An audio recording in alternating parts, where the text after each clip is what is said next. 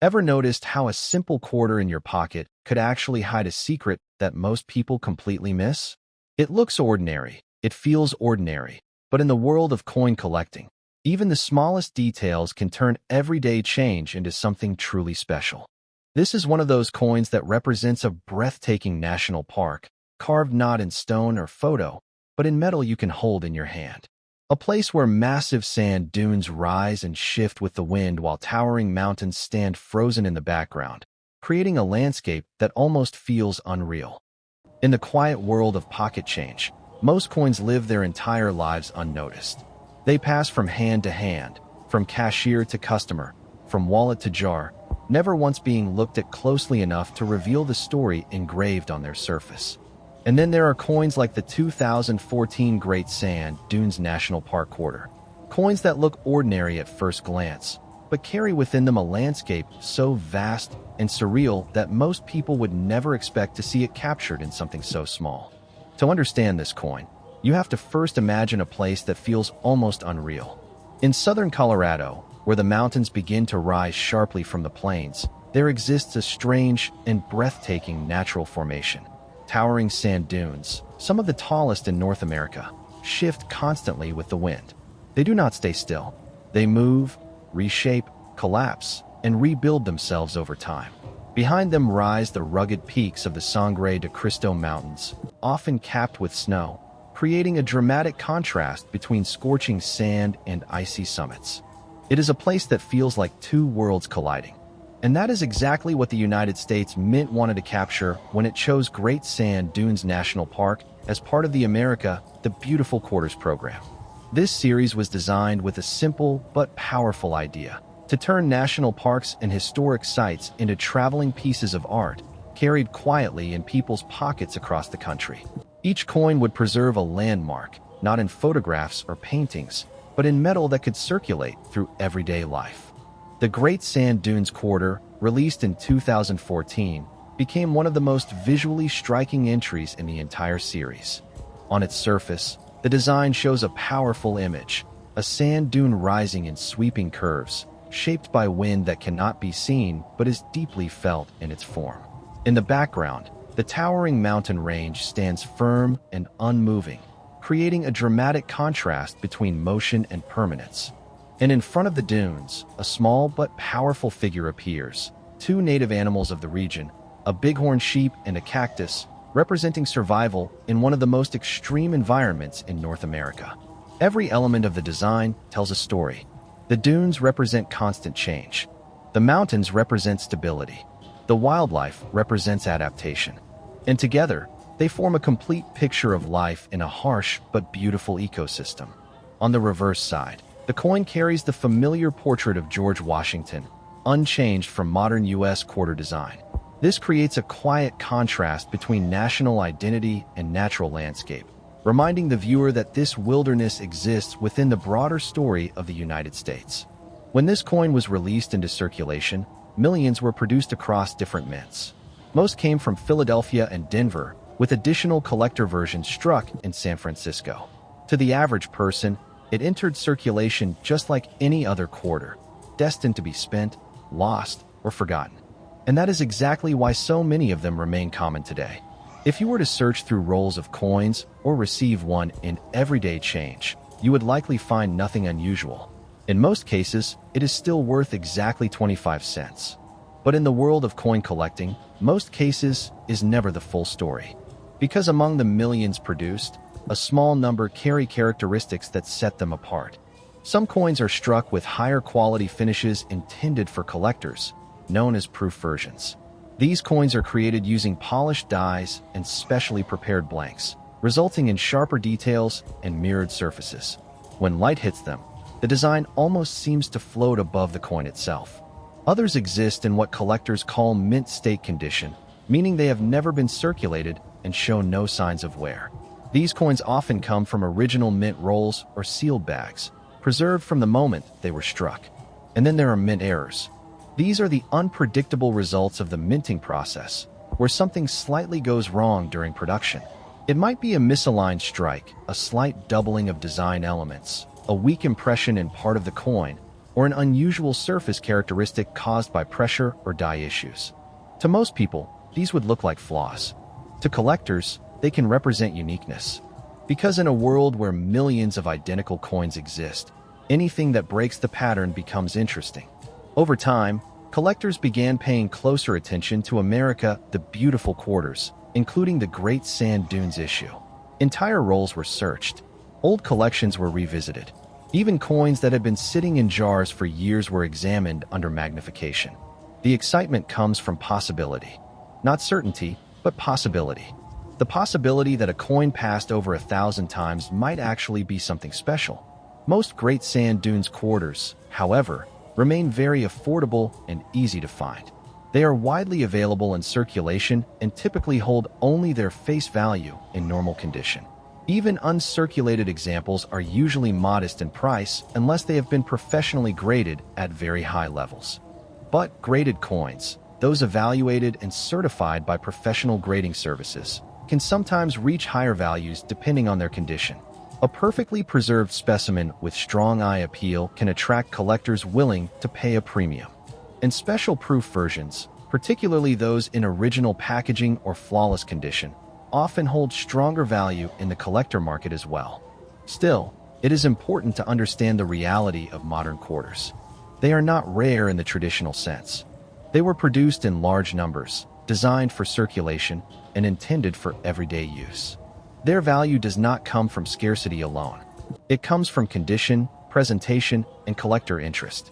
That is why most of them remain simple coins in circulation, while a small number become preserved pieces of numismatic interest. Yet, even without extreme rarity, the Great Sand Dunes quarter holds something that many valuable coins do not: meaning. It captures a landscape that feels almost otherworldly. It represents the quiet power of nature in motion. It tells a story of wind, time, and survival, frozen into a small circle of metal that can be held in the palm of a hand. And that is why people still pay attention to it. Because coins like this change the way you see everyday objects. A simple quarter becomes a reminder that art, history, and nature can exist in unexpected places. It turns ordinary transactions into small moments of discovery. And that is where the real value lies. So the next time you receive change or open an old container of coins that has been sitting untouched for years, take a moment to look a little closer. Because somewhere among those familiar faces and common dates, there might be a coin that connects you, however briefly, to a place you have never been, a landscape carved by wind and time, and a story that most people walk past without ever noticing. And that is the quiet magic of the 2014 Great Sand Dunes quarter. In the world of modern U.S. coinage, most people walk past change without a second thought. A quarter is just a quarter, or so it seems. But every now and then, a coin appears that quietly carries a story, a symbol, and sometimes even a surprising level of collector interest that most people never expect. One of those coins is the Salt River Bay National Historical Park quarter, a design that represents not just a place, but a living ecosystem and a deep layer of American and Caribbean history.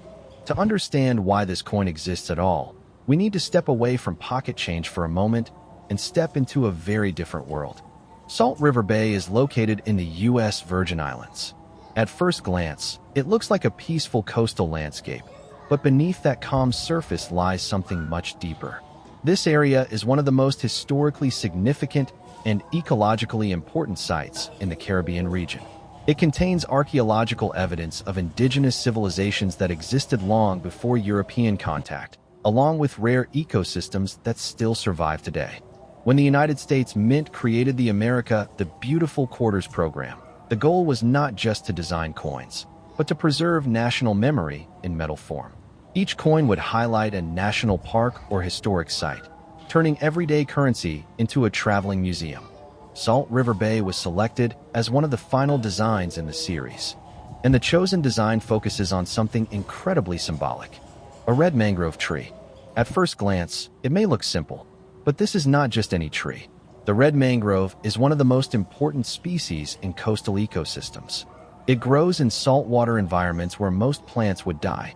It protects shorelines, provides shelter for marine life, and supports entire ecological systems that depend on its survival. On the coin, The mangrove is shown in a delicate early stage of growth, rising from the water. It represents resilience, survival, and the connection between land and sea. Around it, the inscription Salt River Bay and U.S. Virgin Islands firmly place the story in its geographic home.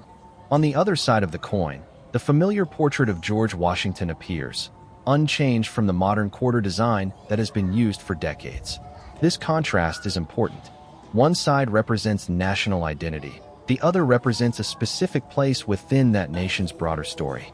The coin was struck in multiple mints, including Philadelphia and Denver for circulation and San Francisco for special collector versions. Millions entered circulation, meaning that in most cases, this coin is still worth exactly 25 cents. But here is where things become interesting, because not all coins are treated equally by time. Some coins remain in perfect condition, never scratched, never worn, preserved almost as if they just left the mint. Others are struck with minor variations during production. These are known as mint state coins and mint errors. And in the collecting world, these small differences can change everything. For example, a perfectly graded Salt River Bay quarter, preserved in near-perfect condition, can be worth significantly more than face value in collector markets. Some special West Point mint-marked versions from related releases in the same program have even gained strong demand due to their low mintage compared to regular circulation coins. Collectors especially look for details that most people never notice. The sharpness of the mangrove branches, the clarity of Washington's portrait, the presence of a mint mark like P, D, S, or the rare W. Even the slightest misalignment or striking error can turn an ordinary quarter into a collectible piece. But it is important to stay grounded here. Most Salt River Bay quarters are common. You can find them in change, in coin rolls, or even sitting forgotten in jars at home. The vast majority will never be worth more than 25 cents. However, the reason people still pay attention to them is simple. Every coin from this series carries the possibility, however small, of being something more. That possibility is what drives collectors to search through thousands of coins, one by one, hoping to find that single standout piece. Over time, some high-grade certified examples and rare variations have reached values far beyond face value in specialized numismatic markets.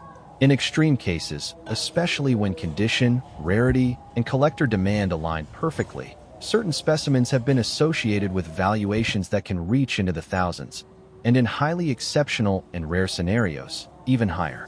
There have been claims in collector circles of top-tier examples or rare special strikes being valued at extremely high numbers under ideal conditions, sometimes discussed as high as tens of thousands in very specific cases, depending entirely on grading, rarity, and buyer demand.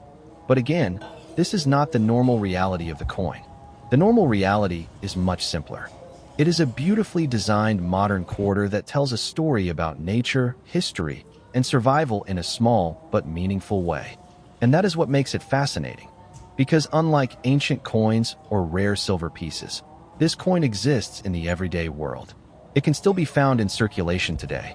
That means anyone, anywhere, can hold it without realizing what it represents. A connection between modern life and deep historical roots. A reminder that even ordinary objects can carry extraordinary meaning. So the next time you receive change at a store or open an old jar of coins, take a closer look. If you see a Salt River Bay quarter, you are not just holding 25 cents. You are holding a piece of a national park, a symbol of ecological survival, and a small chapter in a much larger story about how nations choose to remember their landscapes and history. And somewhere in that ordinary stack of coins, there might still be one that stands out just enough to make someone take a second look and realize that even the smallest piece of change can sometimes carry a story worth far more than its face value. On a cold morning in 1999, inside the busy walls of the United States Mint, something quietly historic was happening. Rows of freshly struck quarters were being inspected, stacked, and prepared for circulation. At first glance, nothing seemed unusual. It was just another American coin, another piece of everyday change that would pass through millions of hands without a second thought. But among those coins was a new chapter in American numismatic history beginning to unfold, the Connecticut State Quarter. This was not just any quarter. It was part of the 50 State Quarters program, one of the most ambitious coin programs ever launched in the United States. The idea was simple but powerful. Every state would be honored with its own unique design, released in the order it joined the Union. In 1999, Connecticut stood proudly among the first wave, representing the nation's deep colonial roots and early spirit of independence. And yet, what most people didn't realize at the time was that some versions of this coin would one day become highly sought-after treasures, with certain rare examples reaching values that would shock everyday collectors and casual coin holders alike. To understand why, we need to step into the story behind this small piece of metal that holds far more meaning than its face value suggests. Connecticut, one of the original 13 colonies, carries a long and powerful history. Known as the Constitution State, it played a major role in shaping early American governance. Its identity is deeply tied to ideas of liberty, law, and structured democracy. So when it came time to design its state quarter, the challenge was clear. How do you capture centuries of history in a coin smaller than a button? The final design chosen was the famous charter oak. The charter oak was not just a tree. It was a symbol of resistance and ingenuity. According to legend, in 1687, when the British attempted to seize Connecticut's colonial charter, the document was hidden inside the hollow trunk of a massive white oak tree to protect it from being confiscated. That act turned the tree into a living symbol of freedom and defiance. On the coin, the image of the charter oak is bold and detailed. Its branches stretch outward as if guarding the secrets of the past. The inscription, "The Charter Oak," sits beneath it, anchoring the design in historical meaning. Above it, the year 1999 marks the beginning of its journey into circulation, and the words Connecticut proudly identify the state it represents. But what makes this coin even more fascinating is not just its symbolism. It is the craftsmanship and the moment in time it represents. The late 1990s were a period of change for American coinage. The United States Mint was modernizing production techniques while also preparing for one of the largest coin programs in history. The Connecticut quarter was struck primarily at the Philadelphia and Denver mints, meaning millions upon millions were produced for everyday use. At face value, it is a 25-cent coin, something you might find in a pocket, under a car seat, or in an old jar at home. But as collectors often discover, value in the coin world is rarely determined by face value alone. Condition, rarity, mint errors, and demand all play a role in transforming ordinary coins into extraordinary collectibles. Most 1999 Connecticut quarters are common. They were released in massive quantities and remain easy to find today. However, a small number of them carry unusual characteristics that dramatically increase their value. Some coins were struck with minor errors during production.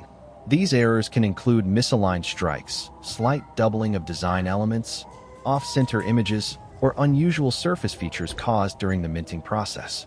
While many people might overlook these imperfections, collectors see them as unique fingerprints of history, proof that something went slightly different during production, making each coin one of a kind. In the world of numismatics, uniqueness is everything. There are also variations in mint marks. Coins struck in Philadelphia typically have no mint mark, while those from Denver carry a small D. To the untrained eye, this detail might seem insignificant, but to collectors, it can influence rarity and desirability depending on the condition and type of error involved. The composition of the coin is also worth noting. Like other state quarters, the 1999 Connecticut version is made from a copper core clad in a mixture of copper and nickel. This gives it its familiar silver appearance while maintaining durability for circulation. It is not gold, silver, or any precious metal in its standard form, but its value does not come from material. It comes from story, condition, and scarcity. As time passed, people began paying more attention to these quarters. Coin collectors started searching through rolls, bank bags, and old collections, hoping to find special versions of early state quarters in pristine condition or with rare minting anomalies. And this is where things become interesting. Some Connecticut state quarters have been discovered in near-perfect condition, graded at extremely high levels by professional grading services. These coins, often described as mint state or perfect strike, are preserved in a way that makes them appear almost untouched by time. When combined with rare minting characteristics, their desirability increases significantly. There are also proof versions of the coin, which were not intended for circulation. These were specially struck with polished dies and planchets, creating a mirror-like finish that makes the design stand out with incredible sharpness.